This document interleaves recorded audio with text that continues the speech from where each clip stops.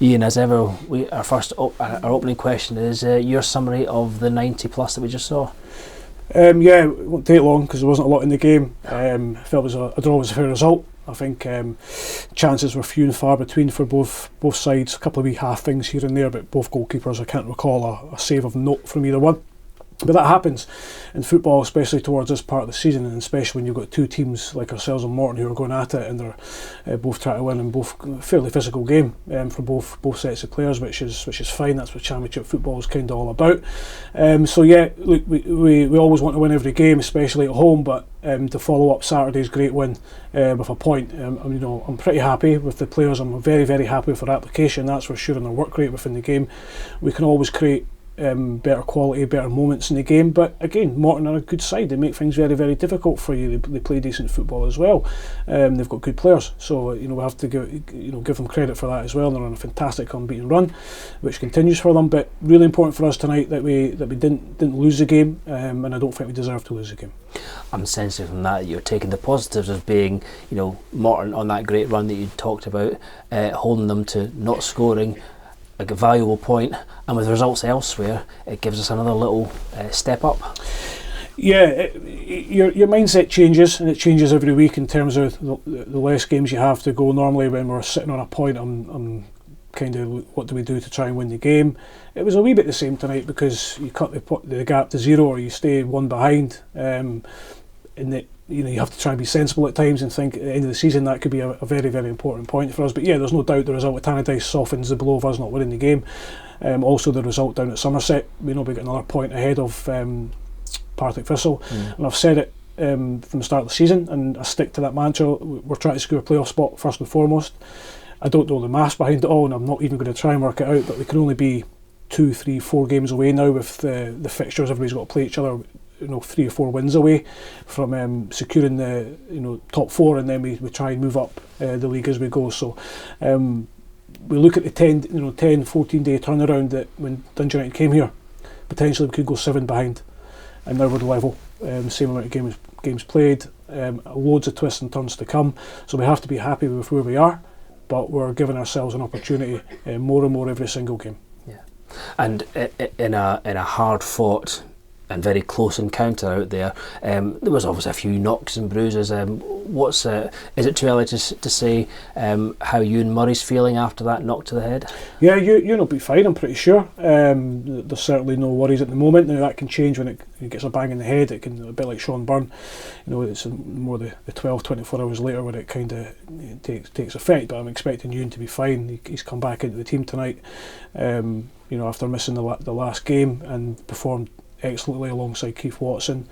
I felt the defence, you look along the back line, including Kevin, of James, Keith, Muzza and Dicko, we look solid.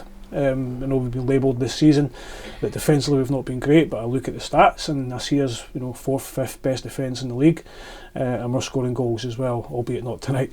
So we've got a wee recipe there that's going really well for us. We keep trying to get as many clean sheets as we possibly can, create a little bit more. We'll have to create a lot more up at Gayfield on Friday evening to win the game, that's for sure, but we also know if we go there and recover in time and make the right selections in the team, win the game, we go top of the league. Yeah, you talked quite extensively there about the defensive side, but up top, although they drew a blank, the likes of Jack and Zach really put themselves about well, and on another day they'd be looking to hit the net.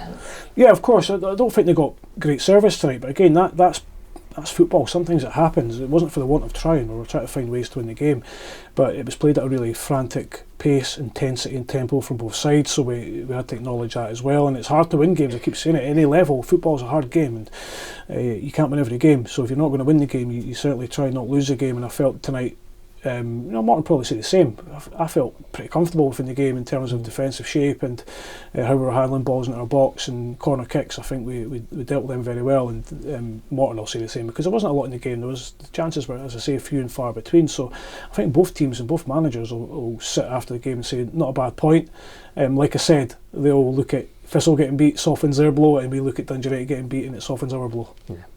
We're going to sit down with you Thursday to talk about the upcoming visit to Arbroath.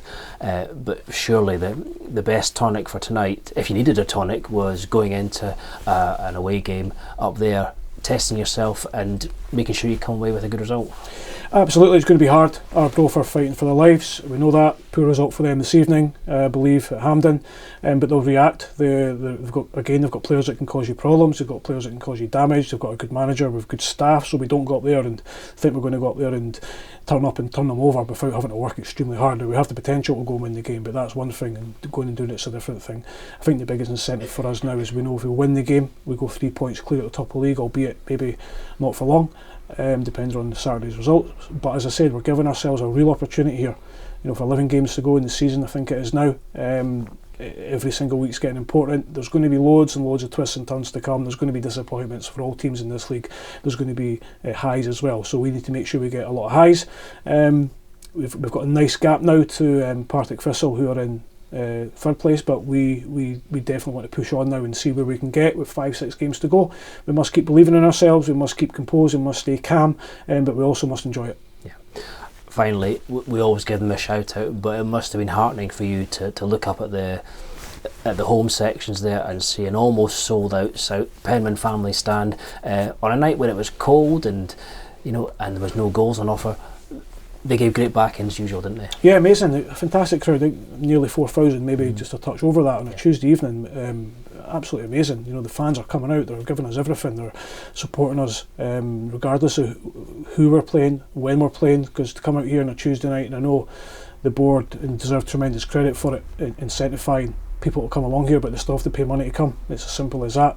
But I think it shows the fans how much we need them and how much we want them, which is just as important. And they are delivering. There's no doubt about it. We took a fantastic following to Ayr United on Saturday. We'll take a fantastic following up to Arbroath as well. I keep saying it from the start. We're in this together. We take the highs and lows together. We stick together and we look forward. Thanks for that, Ian. Good luck. Thank you.